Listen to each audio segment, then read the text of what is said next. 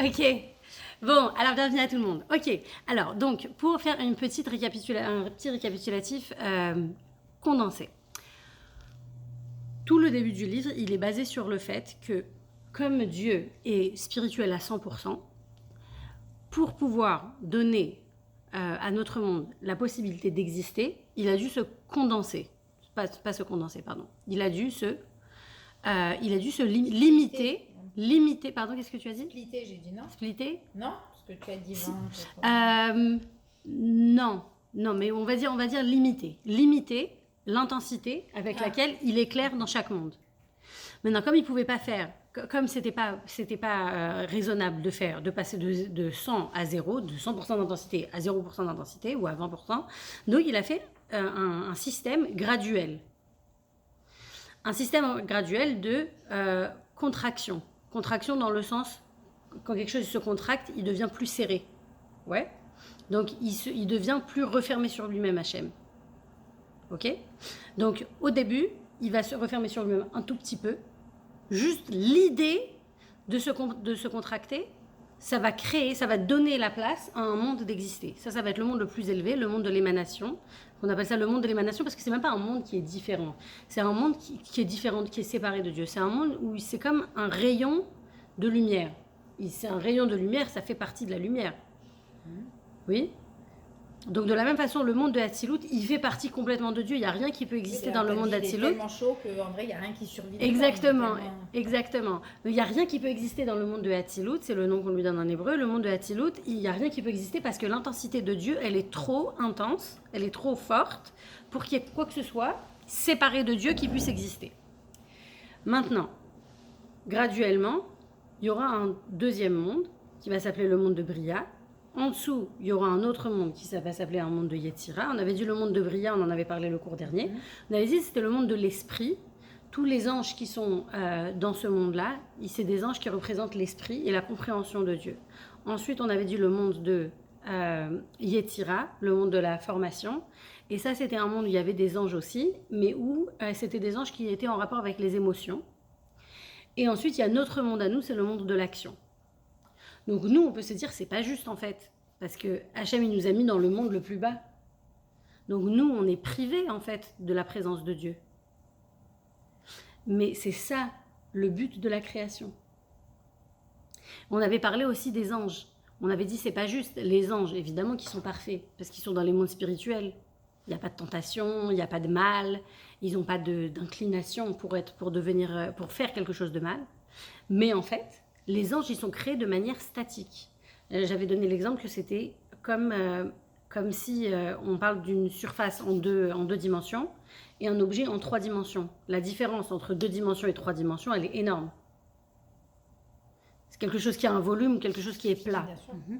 Tu ne peux pas comparer. Quelque chose qui a un volume, il peut être utile. Quelque chose qui est plat, ça ne sert à rien en soi, enfin, majoritairement. Ouais. Donc, c'est la même différence qu'il y a entre un ange et entre la neshama d'un être humain.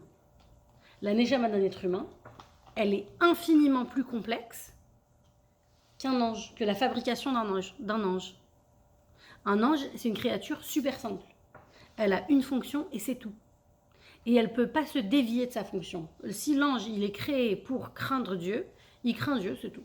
Il est créé pour aimer Dieu, il aime Dieu, c'est tout. Il est créé pour protéger, il protège, voilà. Mais il ne peut rien faire d'autre, il ne peut pas bouger ni à droite ni à gauche. Il n'a aucun libre arbitre, aucun choix. Ok ? Donc nous, avec toute notre complexité, le but c'est quoi ? C'est que nous, on arrive à trouver Dieu dans notre monde. C'est pour ça que Dieu, il a créé le monde comme ça. Maintenant, comment on dit un monde en hébreu ? On dit un monde, on dit olam. Olam en hébreu, c'est la même racine que le mot disparu. Disparu, on dit elem. Elem, c'est quelque chose de caché. Donc, un monde, par définition, c'est quelque chose qui cache Dieu. Alors, il y a notre monde qui cache Dieu presque à 100%, et les autres mondes, ils cachent Dieu également, mais moins. C'est comme si vous avez des rideaux qui sont complètement opaques et des rideaux qui sont en voile. Le rideau en voile, il va laisser passer plus de lumière.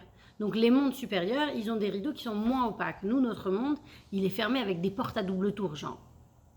En termes de pouvoir laisser la lumière de Dieu entrer. Mais ce que je dis, en fait, c'est pas tout à fait exact. Parce que notre monde, il existe par la force de Dieu, par la lumière de Dieu. C'est Dieu qui fait vivre notre monde. Donc, c'est pas que Dieu, il est absent de notre monde. Dieu, il est complètement, tellement présent dans notre monde que notre monde, c'est Dieu. Tout, en fait, a une partie de tout ce qui existe dans la nature, ça a une partie de Dieu en soi. Mais juste que quoi?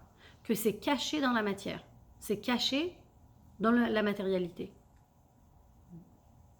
Mais nous, comme on est des êtres matériels, notre perception du spirituel, ça veut dire comment est-ce qu'on ressent le spirituel, c'est très limité.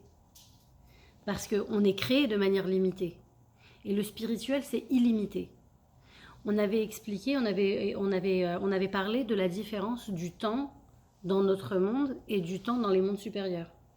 Que dans notre monde, le temps, c'est limité en heures, en années, en mois. Enfin, on a des unités de temps pour mesurer le temps. Dans les mondes supérieurs, le temps, c'est un concept qui existe, mais qui est complètement différent. Complètement différent dans quel sens? De la même façon que si je vous dis les Celsius et les Fahrenheit, c'est différent. Les deux, ils mesurent les températures, mais ils ont ils passent d'un degré à l'autre de manière complètement différente. Ils ont une différente façon de mesurer ce qu'ils mesurent. Donc le temps dans notre monde, ils mesurent le temps de façon que nous on connaît, mais dans les mondes supérieurs, le temps il n'est pas mesuré de la même façon. Donc par exemple, on dit pour Dieu, le passé, le présent et le futur, c'est pareil. Pourquoi? Parce que Dieu, il n'est pas limité dans le temps. C'est compliqué. Tu sais pourquoi c'est compliqué? Parce que nous, on a un ordre de référence. Mais on en a parlé longuement, c'est pour ça que ça fait du bien à tout le monde de revenir dessus. Parce que c'est des concepts qui sont... Comme c'est des concepts qu'on n'utilise pas, nous, on fait toujours appel à notre ordre de référence. On a des références dans notre tête, on fait toujours appel à ça. C'est par exemple, quand on est pour retourner au Celsius, quand on est arrivé, j'imagine que c'est pareil pour tout le monde. On arrive en Amérique, on voit les Fahrenheit, on dit ouais, demain il va faire 84 degrés. On dit ça veut dire chaud ou froid là, 84. On n'a aucune idée. Pourquoi? Parce que nous, on va aller à notre ordre de référence. Ça vous est certainement arrivé d'aller voir des Américaines et de leur dire ah ouais, non, à 25 degrees, moi j'en peux plus là. Ouais, 25 degrees, ça doit cailler. Ouais, j'imagine, j'en peux plus. Parce que chacun, on réfléchit toujours avec nos références à nous. C'est pas juste qu'on réfléchit avec nos références, on ressent aussi avec nos références. Il y a des choses que nous, on va trouver qui sont pas justes, mais que pour quelqu'un d'autre, ça les dérange pas. Ça arrive tout le temps, principalement dans les couples. Ouais. Pourquoi? Parce qu'on fait toujours appel à notre ordre de référence. Donc pour nous, comprendre un concept qui dit que pour Dieu, le passé et le futur, c'est la même chose, mais ça n'a aucun sens. Parce que le passé, il est fini, le futur, il n'est pas encore arrivé. Alors, on avait raconté l'histoire de cet homme qui avait eu la vision de Yom Kippour dans les mondes supérieurs. Et lui, comme il avait eu... c'est un homme on lui avait offert un cadeau spirituel. Et on lui avait montré comment Yom Kippour, qui existe dans notre monde, comment ça existe dans les mondes supérieurs. Parce que tout ce qui existe dans notre monde, ça existe dans les mondes supérieurs, mais de manière spirituelle. Parce qu'il n'y a pas de matériel. Donc il n'y a pas d'interdiction de manger dans les mondes spirituels, puisqu'ils ne mangent pas. Il n'y a pas de nourriture. Donc ils ont autre chose. Ils se privent de quelque chose d'autre pendant Yom Kippour. Ou alors, c'est même pas une question de privation. C'est une question ils ont un rapport à Dieu qui est différent pendant Yom Kippour que nous, on a aussi, vu que Yom Kippour, c'est un jour saint. Donc on a un rapport à Dieu qui est différent, le jour de Yom Kippour. Donc les anges aussi vont avoir ça, mais de manière spirituelle. Donc on a vu cette histoire d'un homme à qui on avait ouvert les cieux et on lui avait montré comment Yom Kippour est dans les mondes spirituels. Et ensuite, avec le temps, il y avait un rabbi qui lui avait donné une bénédiction et qui lui avait dit, à partir de maintenant, chaque personne que tu rencontres, tu pourras voir tout ce qui va lui arriver plus tard et tout ce qui lui est arrivé avant. Alors ça, c'est un exemple de quelqu'un qui vit dans ce monde, avec les limitations de ce monde, comme un être humain, mais il a accès à cette dimension de passé, présent, futur. Quand on va voir un tzaddik et qu'on lui demande une bracha, comment le tzaddik il sait nous donner un conseil? Comment il sait ce qui est bien pour nous, en soi? D'où il sait? Pourquoi il va me donner un meilleur conseil que ma meilleure amie qui me connaît depuis tout le temps, alors que lui, je ne l'ai jamais rencontré? Parce que lui, il a accès à ce savoir qui est pas limité dans le temps. C'est fort. Très fort. Oui. Donc ça, qu'est-ce que ça nous montre? Ça nous montre une personne qui est connectée au divin, mais de manière supérieure au divin qui est dans notre monde. Dans notre monde, on n'a pas cette notion que le temps, il n'est pas limité. Dans notre monde, le temps, il est limité dans le temps. C'est pour ça qu'on a des mitzvot qui sont dépendantes du temps. Si on fait le lulav à Hanouka, ça sert à rien. Parce que le temps du lulav, il est au temps de Sukkot. Le temps de Hanouka, il y a la mitzvah de Hanouka. Ça, je dis pour des différents mois. Mais si j'allume la Hanoukia le matin, c'est un problème. On allume la Hanoukia le soir, par exemple. Si j'allume mes bougies de Shabbat matin, j'ai un encore plus grand problème. Bien sûr. Donc, on a des mitzvot qui sont limitées dans le temps. Mais en utilisant l'exemple de Shabbat, par exemple, on avait dit, mais quand est-ce que ça commence Shabbat? Dans le ciel. Si on fait Shabbat sur terre, c'est que Shabbat, il existe dans le ciel. Oui, il existe aussi chez Hachem. Mais donc, nous, là, on est en Floride, on commence à 17h10, ouais. Donc, ça veut dire que Shabbat commence à 17h10. Mais oui, mais par exemple, en Californie, ils n'ont pas encore commencé Shabbat à 17h10. Donc, eux, ils en sont où par rapport au ciel? Par rapport au ciel, le concept de Shabbat, c'est pas le même que le concept qu'on a ici. Parce que ici, nous, on est dépendant du coucher du soleil à notre endroit, mais dans le ciel, c'est différent. Il y a un concept de temps, une relation au temps qui est différente. Donc ça peut être Shabbat chez moi et pas Shabbat chez eux, mais dans le ciel, ça fait pas de problème. Ok? Donc ça nous montre comment le temps, il peut être tellement changeant d'un monde à l'autre. Alors imaginez le temps, que c'est un concept avec lequel on est tous dépendants. On vit, on vit dépendant de l'heure. Voilà, chacun on a des choses à faire. La nuit on dort, le jour on est réveillé, tout ça. Donc tout ce qui existe en fait, toutes les créations et toutes les idées qui existent dans notre monde, ils existent aussi de manière raffinée et spirituelle et peut-être même étendue parfois dans les mondes spirituels. Ok ? Et parfois, ça peut aller dans l'autre sens. Parce qu'il y a une révélation forte dans les mondes spirituels, on a une manifestation de la force de la révélation dans notre monde. Par exemple, chaque fête juive, pourquoi est-ce qu'on doit la célébrer? Parce qu'il y a une lumière spirituelle qui se dévoile dans les mondes supérieurs. Et donc, qui voudrait descendre sur Terre, mais qui peut pas, mais qui a besoin de nos actions pour qu'elles puissent être intégrées dans notre monde. Donc nous, par nos actions de célébrer les fêtes, Rosh Hashanah, Yom Kippour, tout ça, Pessah, Sukkot, toutes les fêtes, on amène cette lumière de Dieu qui se dévoile dans les mondes supérieurs, cette lumière spéciale qui n'existait pas avant, que Hachem y dévoile ce jour-là. Nous, en faisant les mitzvot de la fête, on amène cette lumière dans notre monde. C'est compliqué. Non. C'est super intéressant parce que en fait, ce que ça fait que ça donne une autre dimension à nos actions. Ça veut dire que moi, quand je vais mettre la table pour Yom Tov, c'est pas juste je mets la table et je vais bien accueillir mes invités parce que je veux leur faire honneur et je veux pas que ma belle-mère me critique. C'est pas que ça. C'est que je mets la table parce que je veux créer de la beauté dans mon monde pour refléter la beauté spirituelle qui est dans les mondes supérieurs. Donc du coup, c'est un acte saint. Tout ce que je fais qui est associé à la fête, c'est un acte saint. Et donc dans tous ces actes, on avait dit à chaque fois qu'on fait une bonne action, on crée un ange dans les mondes supérieurs. Et les anges, ils sont même pas forcément liés à nos actions, ils peuvent être liés à nos intentions. Alors parfois, on peut mettre la table et être super énervé. Ouais, encore je dois mettre la table. Donc du coup, on fait l'action, mais on n'a pas l'intention. Mais si on a l'intention, la force de l'ange, elle va être encore plus forte. Donc pas la force, la qualité. Ouais. La qualité de l'ange, elle va être encore plus forte. On avait vu ça, non? Ouais. Donc c'est ça. Donc on a un pouvoir. Des anges ouais. après. Alors après, ces anges-là, ils sont reliés à toi pour toujours. Il y a des anges qui existent Les indépendamment. anges. C'est tes anges, ouais. Et donc ces anges-là, ils sont toujours liés à ton existence. C'est eux que si un jour t'as un problème, ils te dépendront peut-être auprès de la Exact, c'est eux qui te représentent.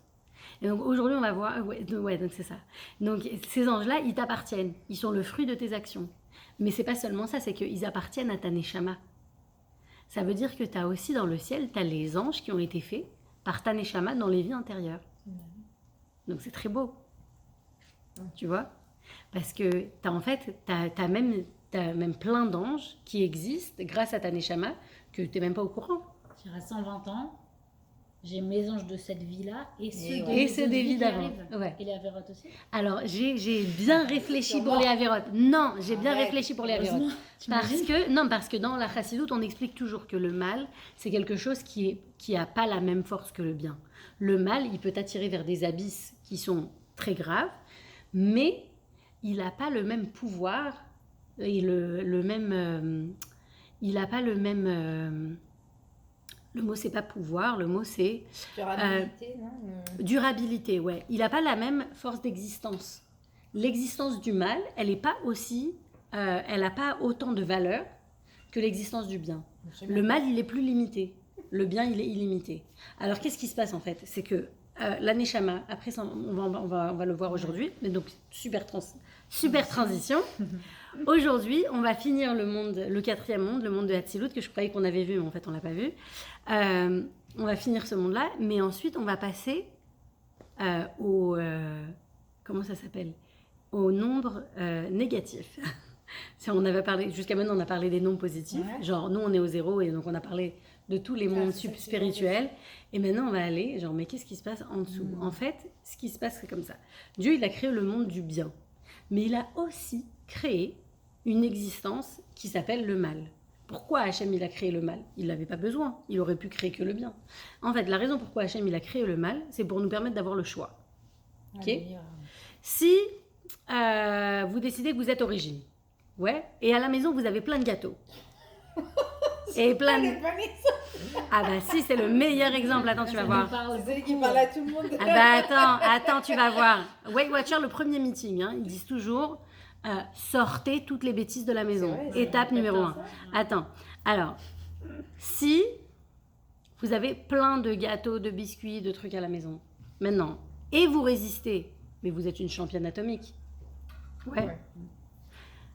Mais, ok, maintenant, viens, on prend le niveau d'au-dessus. Vous savez, je ne sais pas si à West Palm Beach, il y a un endroit à côté, dans le nord un peu, vers West Palm Beach, ils ont une retreat pour perdre du poids. C'est un hôtel avec un resort. Tu peux t'inscrire, tu vas là-bas genre 2 semaines, par 2 semaines à la fois. Et tu rencontres un diététicien et tu as un manager, un coach, un truc. Et tu restes là-bas pendant 2 semaines ou combien de temps tu as besoin. Et ils te font que de la nourriture d'une certaine façon. Et genre, t'es dans le temple du régime, quoi, en fait. Mais c'est fait de manière super zen et saine et tout ça. Positif. Ok, positif, ouais. Celui qui est là-bas, ouais, et qui perd du poids, Chazak.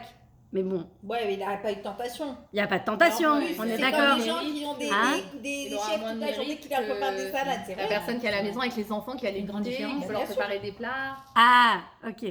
Mais viens, t'as raison. Ben, ça vient au prix de quelque chose. Ouais. Mais la personne elle-même, est-ce que tu peux dire, ouais, vraiment, Chazak, parce que vraiment, elle s'est battue et elle a fait vraiment beaucoup d'efforts. Elle a fait vraiment beaucoup d'efforts pour pouvoir faire tout ce qu'elle voulait. Et elle a su vaincre ses tentations. Ben non. Elle a vaincu les tentations. Elle s'est retirée complètement. Elle s'est mise dans un environnement où il y a 0 tentation. Tout est fait, exactement. Tout est fait pour qu'elle fasse que le bien. Bah oui. Ok. Ben, c'est exactement comme les anges. Les anges, ils n'ont pas de tentation.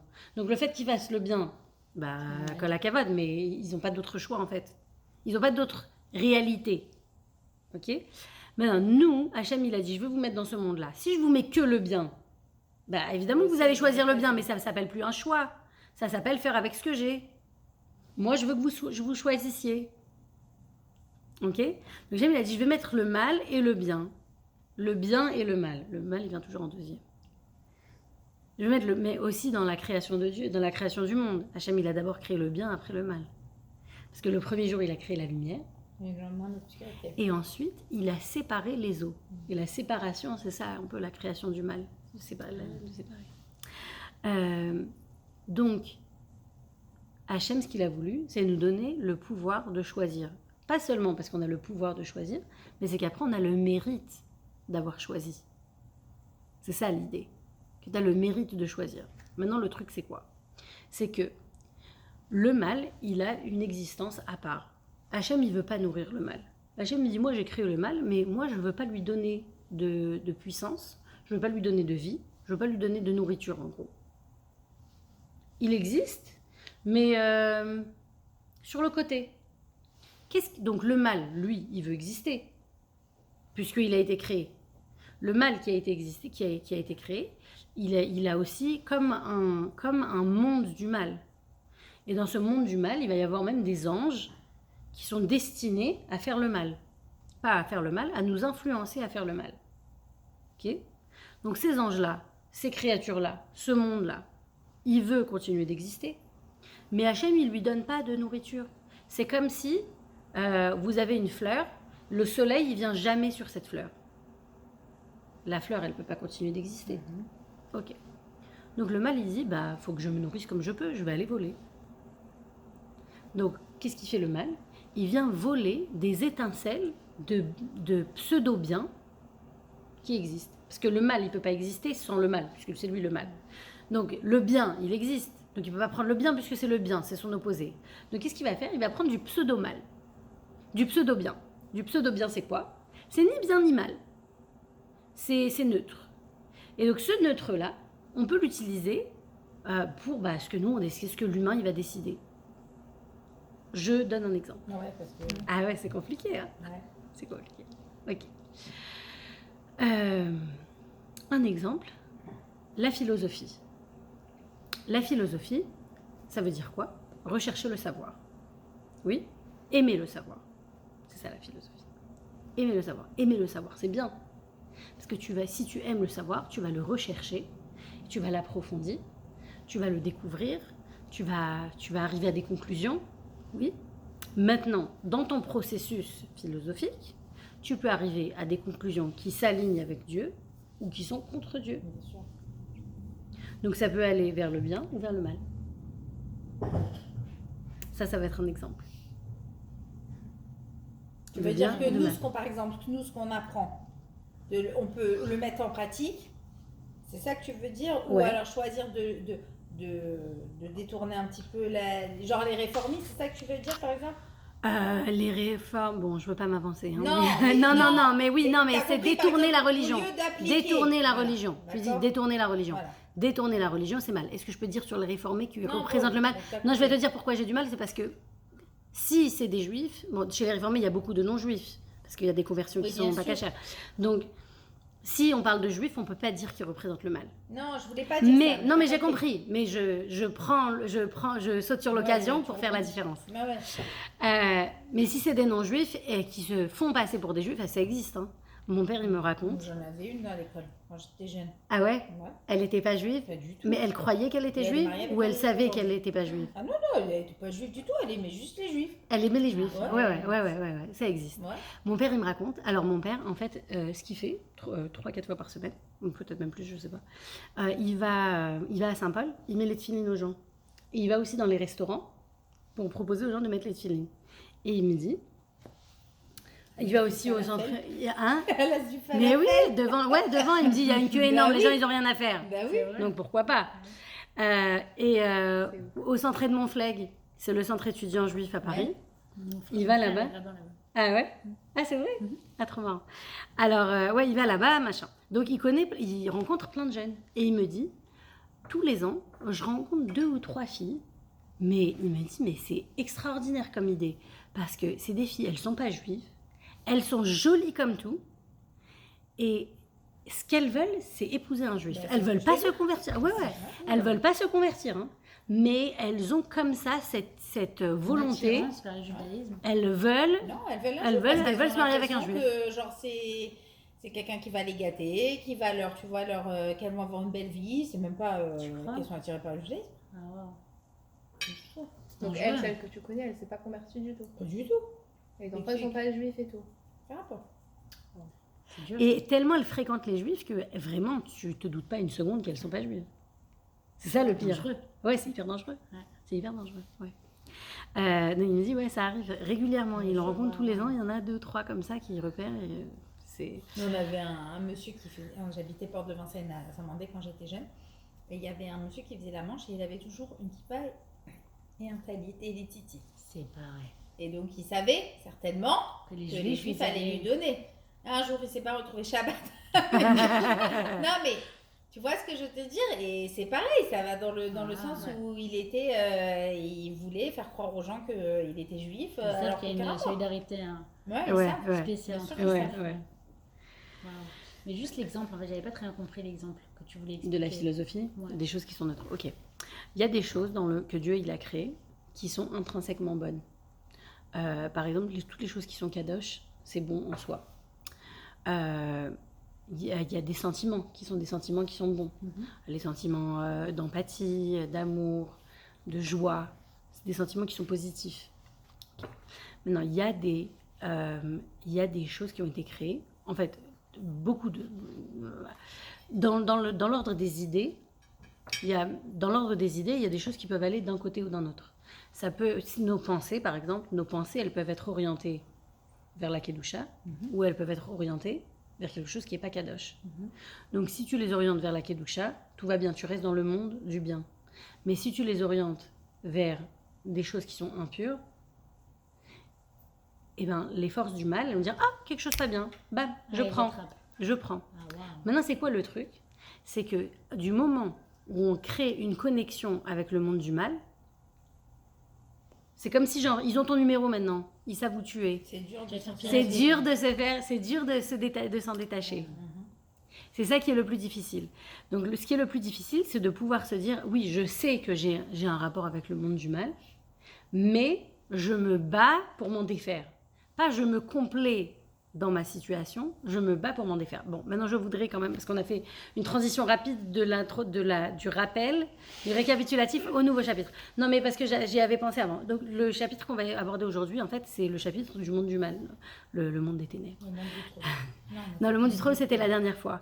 Aujourd'hui, ça s'appelle les anges parasites. Les anges parasites, ce qui est un nom super descriptif. Mais quelle page on est? On est page 35. On a la page 35 ? Ouais. Ouais. Ok. Donc nous, on va commencer à la page 32 parce on s'est arrêté à la page 32. c'est Mais ça, je me suis dit, ouais, d'accord. page 32, mais on va arriver très rapidement à la page 35. En fait, dans la Torah, il y a 2 parashiyot, il y a deux parachas donc, qui parlent des malédictions que Dieu va donner au peuple juif s'ils ne suivent pas la Torah, s'ils ne font pas les mitzvot et tout ça. Et la coutume veut que pour on appelle quelqu'un à la Torah, on appelle quelqu'un qui monte à la Torah pour lire une portion, ouais, pour lire une partie de la paracha. Et ben pour la paracha des malédictions, quand c'est le moment de lire les malédictions, on n'appelle personne à la Torah. Et celui qui lit la Torah, il lit tout doucement, genre à voix basse, comme ça personne n'entend, et très vite. Comme ça on ne fait pas attention à toutes ces horreurs qui sont décrites dans la Torah. Donc pourquoi on dit ça? Parce que Les parachas, il y a ça? Non, Ah, que que dans... dans- Il y a 2 parachiotes où il y a ça. Wow, c'est Il y a- génial. Une c'est Kitavo, et l'autre, je ne me rappelle pas. Je me rappelle pas. Ok. Ça va me tarauder, mais je ne me rappelle pas.